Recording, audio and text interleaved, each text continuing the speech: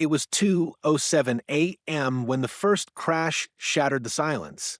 A loud bang echoed through the quiet suburban neighborhood, followed by the heavy thud of boots against a hardwood floor. Glass broke, wood splintered, and the front door of a modest brick house, neatly kept, tucked beneath a streetlight, flew open with a force that rattled windows down the block. Inside, Agent Kenya Brooks was already awake.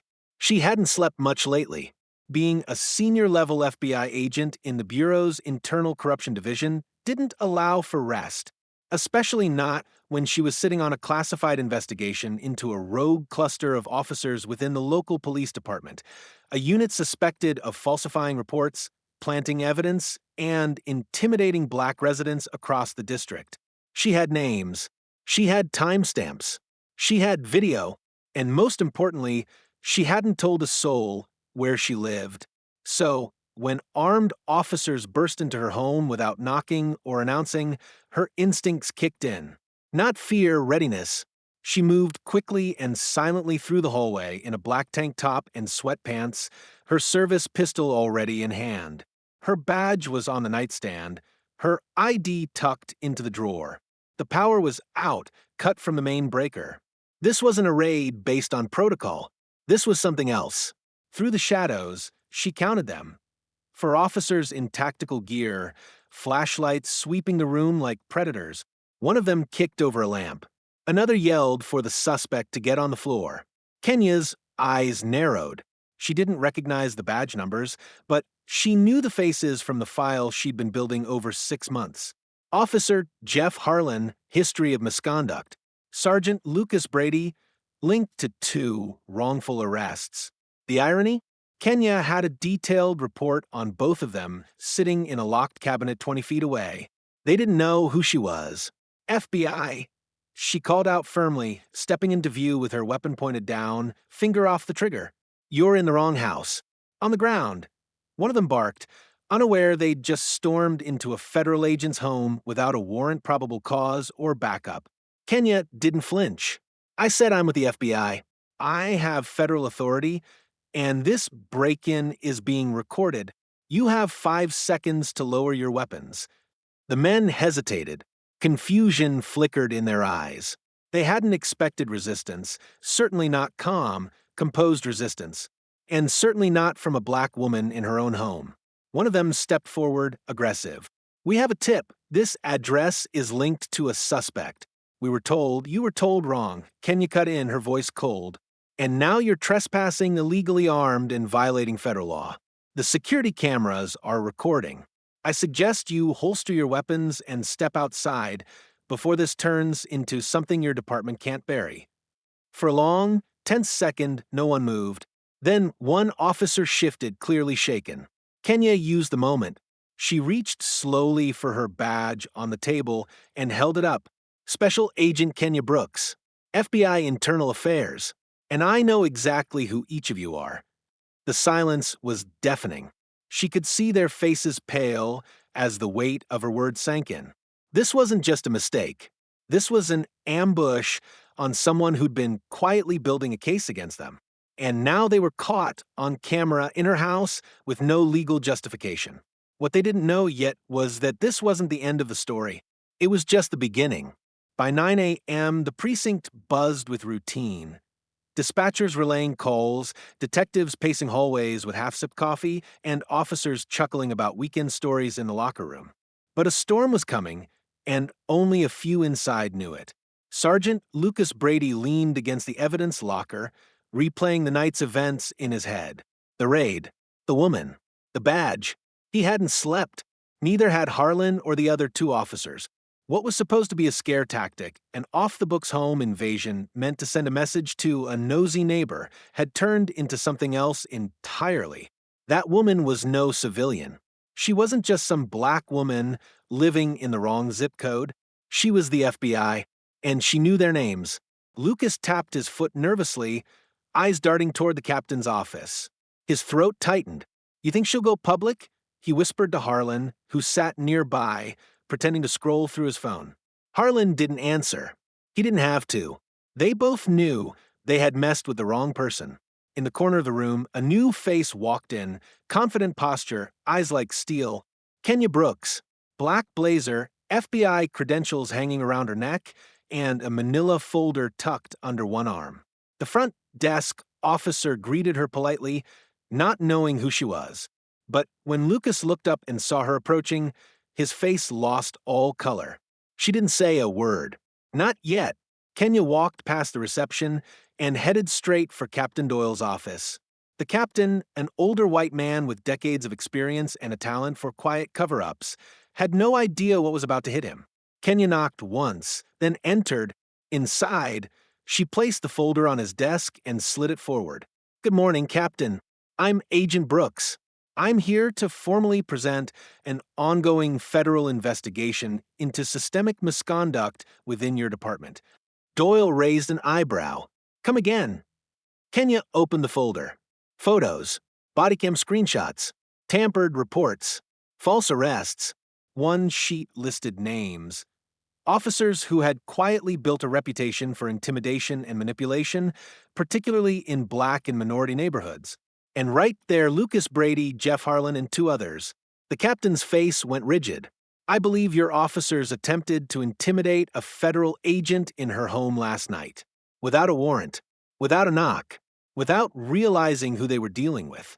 "Wait a minute." Kenya didn't flinch. "Captain, this conversation is being documented. You may want to be careful about what you say next." A moment of silence passed before Doyle leaned back in his chair, visibly shaken. "Why come to me first?" She stared him down. "Courtesy. You have until 6 p.m. today to suspend the officers listed on that sheet. If not, I go public. The press, the DOJ, civil rights attorneys, you'll have cameras on this building by morning." Downstairs, the squad room began to quiet as word spread. An FBI agent was upstairs. People were being named. Files were being handed over. The old shield of silence that protected men like Lucas and Harlan was beginning to crack. Lucas watched as Kenya walked back through the squad room. Their eyes met. She didn't smirk. She didn't blink. But the message was clear. "I'm not afraid of you. And I'm not done." As she stepped outside, her phone buzzed. A call from her contact at the U.S. Attorney's Office. She answered with calm assurance. "Yes," she said, stepping into the sunlight. "We're moving forward. They gave me everything I needed. Now, let's make this public." And just like that, the silence inside the station turned to fear. By 10 a.m., Agent Nicole Rivers sat calmly in a private conference room at FBI headquarters. Across from her sat two internal affairs officers and a senior legal advisor. Her face was composed, but behind her eyes was a fire that had been lit long before the night of the raid. The footage from her home surveillance had already been uploaded, time-stamped, and securely archived. She had every angle of the officer's unlawful entry, every shout, every weapon raised at an unarmed woman in her pajamas. Nicole had spent the past few years building a quiet, meticulous case against the precinct known for abuse of power, but now it wasn't quiet anymore. It was personal. Meanwhile, back at the 15th District Station, confusion was brewing. Officer Rourke, one of the raid's leaders, had received an unexpected summons to appear at the FBI building. He laughed it off at first, probably paperwork or some mix-up, he told his partner. But when he walked through those federal doors and saw Agent Rivers waiting, dressed sharply in her full badge and credentials, the smirk on his face died instantly. Nicole didn't raise her voice. She didn't need to. "You violated federal protocol. You entered a civilian residence without a warrant, used excessive force, and intimidated a federal agent in her own home," she said, laying down a thick folder with surveillance stills and officer profiles. "And this isn't the first time, Officer Rourke." Rourke stammered, trying to regain footing. "We had intel," he began, but Nicole cut in smoothly. "False reports planted to trigger action. You didn't verify them. That's on you." The legal advisor beside her nodded grimly. Charges were being prepared. The entire precinct was about to come under investigation, with Nicole at the helm. The tables had turned, and what once felt like unchecked authority was now exposed under a microscope. For the first time, those who thought they were above the law were feeling its weight. And Agent Rivers wasn't done yet. News traveled fast. By the next morning, every officer at the 15th District Precinct was walking on eggshells.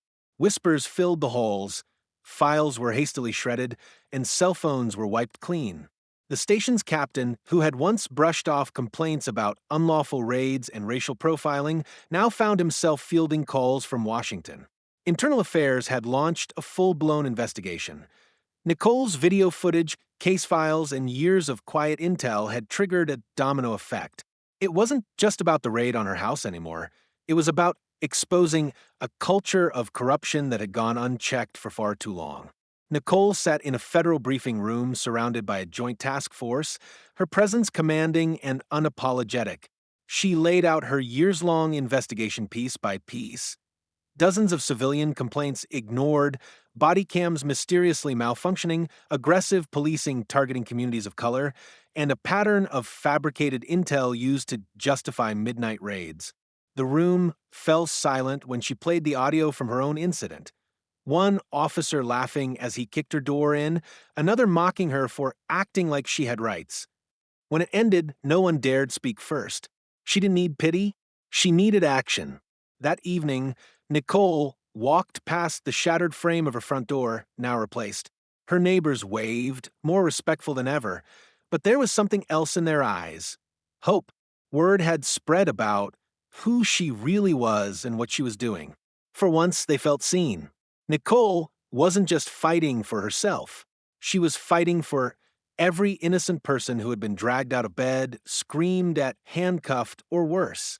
She was using the system to tear down the parts that had failed them. And she wasn't going to stop until the badge meant justice again, not fear. Weeks later, the courtroom was packed. News outlets circled the courthouse like vultures, cameras poised for the final blow in a case that had become national news. Nicole stood tall, not as a victim, but as the architect of accountability. She wasn't just testifying about the night her home was raided, she was exposing an entire precinct's legacy of abuse. As the lead prosecutor called out each name from the list she had quietly compiled over years, officers who once strutted through neighborhoods like conquerors now sat pale-faced in suits, their reputations unraveling in real time. Nicole's voice was calm, precise. She spoke not only as an FBI agent, but as a black woman who had lived the fear and fury of being targeted without cause. She recounted how she'd watched neighbors be harassed, how families had been torn apart by false warrants, how her own identity had been erased the moment a badge-wielding man saw only skin, not credentials. The judge, once skeptical, listened with sharpened attention. Even the defense attorneys looked uneasy, because this wasn't just about one raid gone wrong. It was about a system finally being confronted by someone who knew its language and its loopholes. The verdicts came down one by one. Suspensions, terminations, criminal charges. The department's leadership was overhauled, and a federal oversight committee was established to audit all previous raids. Outside the courthouse, protesters erupted, not in anger this time, but in joy. Nicole stepped out into the flashing cameras and steady chant of her name. She gave no speech, just a slight nod to the people and the quiet flash of her badge. Justice hadn't come easily, but it had come, and behind her calm eyes, there was one unshakable truth. If the system didn't protect them, she would.